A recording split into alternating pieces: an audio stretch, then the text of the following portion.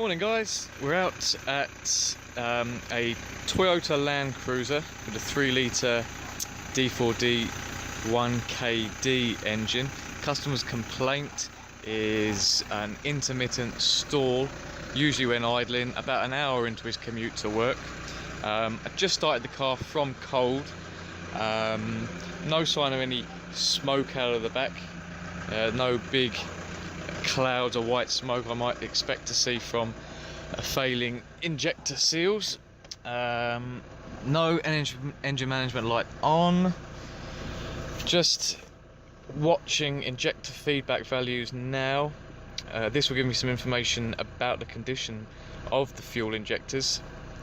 I have been out to this car before. I had a question mark over injector number 4, which was having about, at the height of the problem, -3% fuel being cut to it. So the ECU was cutting the duty cycle of the pintle of that injector to reduce about 3% of fuel. These figures seem a lot better now. I'm going to watch it until it's warmed up, and then I can gauge if there is an issue with the injectors. Okay, as we can see here, the engine's barely 3 minutes into this drive cycle, and already on injector 4 we have, and injector 2, injectors 2 and 4 look very bad.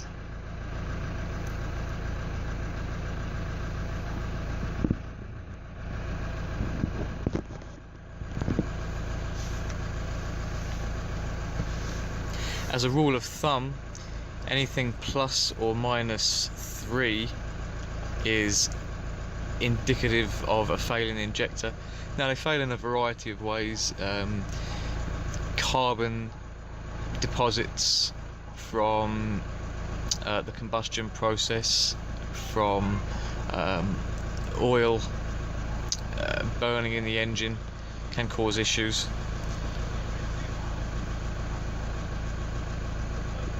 They can fail electrically, of course. The pintle and the spring within them can seize and cause more fuel to be deposited than really should be. I'm also viewing the fuel rail pressures versus target. Probably be easier for me to view that information in a graph format. I'll give it a rev just to change these scales up.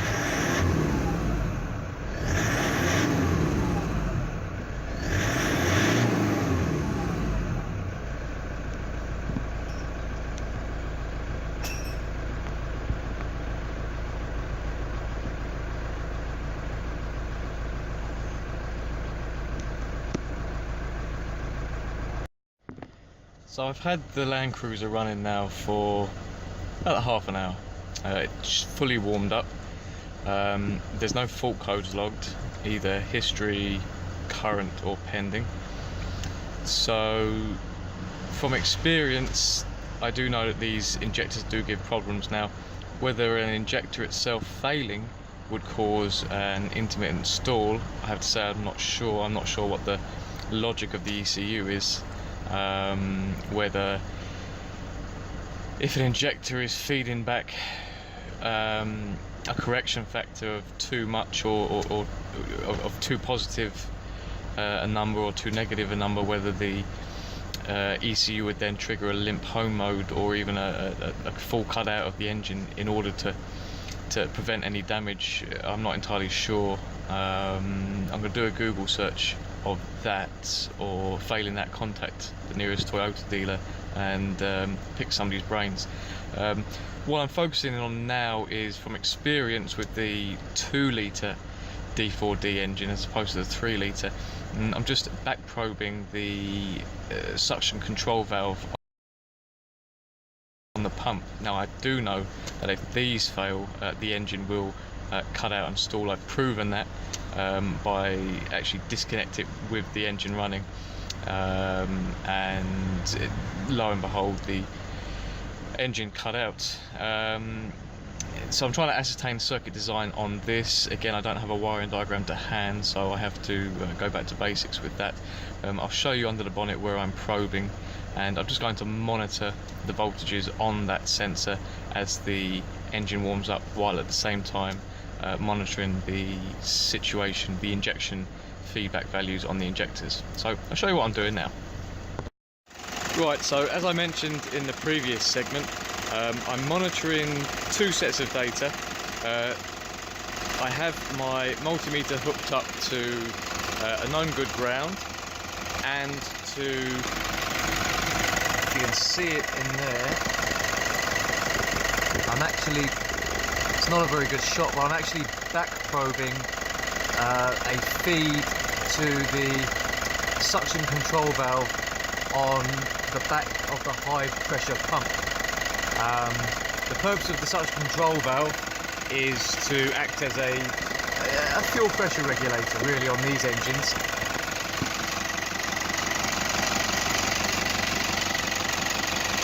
What I'm hoping to see, because I have no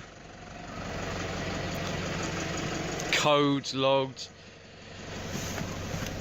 is a dropout in the signal to that suction control valve. If I get you on the multimeter there, you can see there's a 3-volt feed going to it.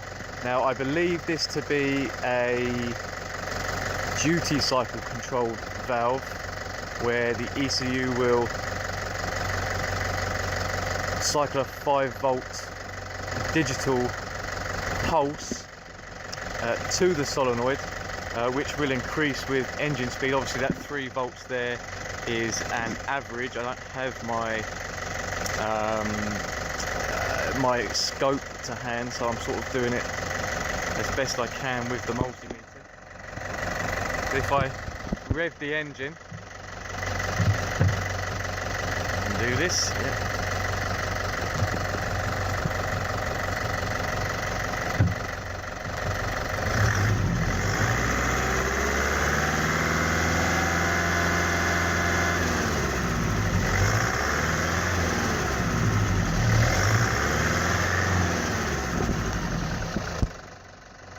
Actually see an increase in that voltage, which would of course mean the solenoid is being pulsed on for a longer frequency of time.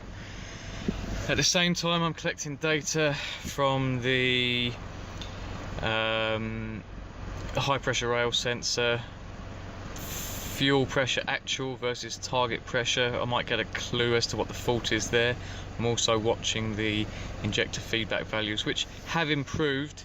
Obviously the engine is now warmed up, and these figures, these correction trims, have decreased dramatically from where they were in and around 4.5 millimeters cubed per stroke to now within acceptable limits of -2.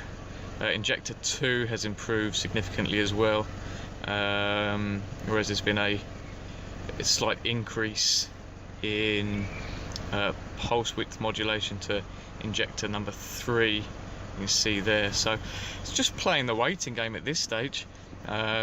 Sometimes you get jobs like this where you have very little data to actually go on.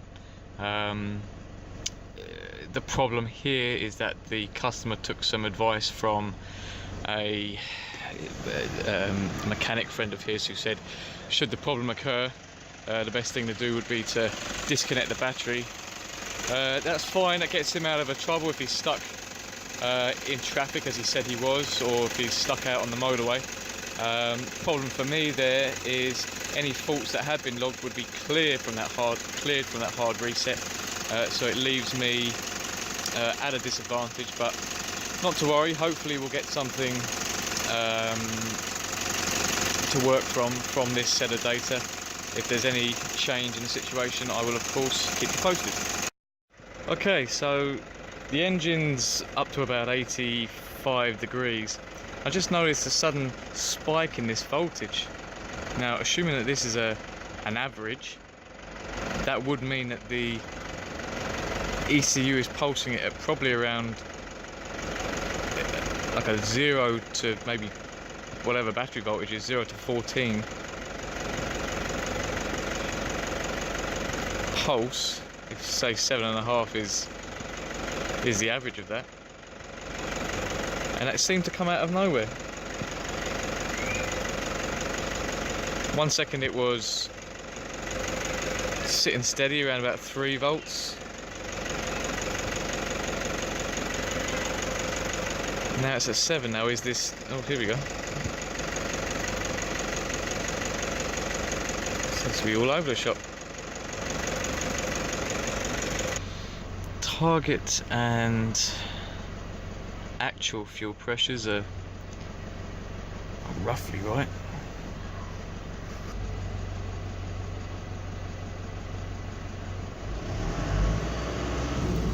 I wonder how that correlates to what we're seeing on the meter.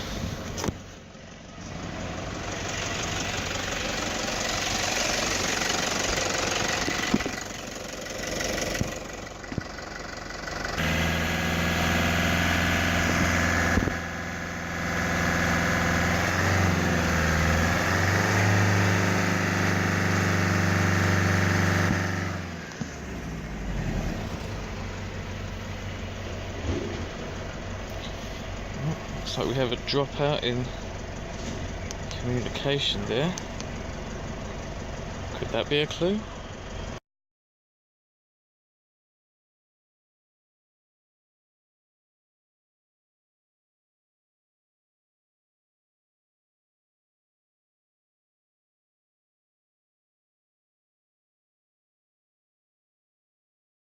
So the intention this morning is to refit the suction control valve down there on the pump. We're going to run it up to temperature again. I'm going to back probe the control wire so I can see how the valve is being pulsed with engine speed, and then I guess take it out onto the road and see if the fault returns.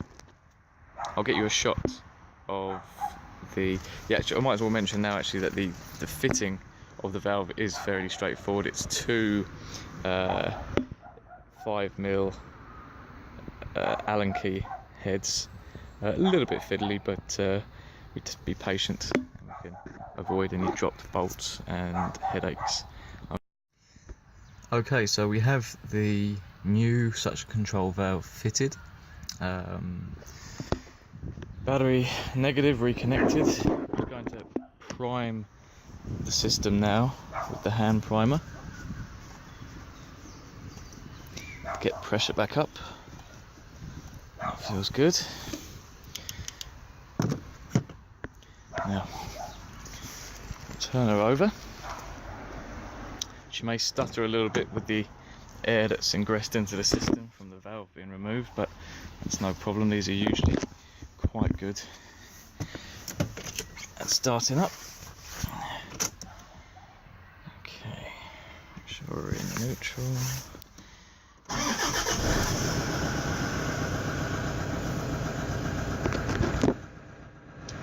It's alive. Just wait for the inevitable stall. Are we gonna get it? No. One thing I forgot to mention in the previous video was this tachometer here. When I took it on the initial test drive, I noticed that with the scan tool plugged in, the tacho wasn't registered, it was stuck at 0. However, on other test drives subsequent to that, it was working. It put the idea into my head that perhaps there was an issue with the crankshaft sensor. I'd have to again look at a wiring diagram to see whether that is what feeds the tack. But just a little thought that popped into my head there. I'm just going to go and check the valve for any leakage.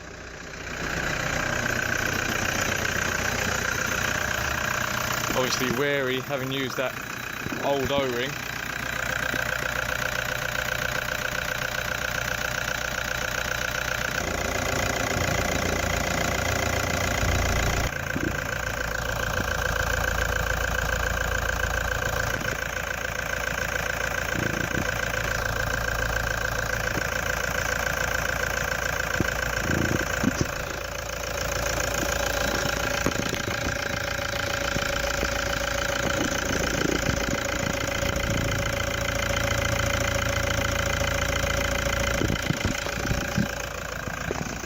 Well, that looks to be dry.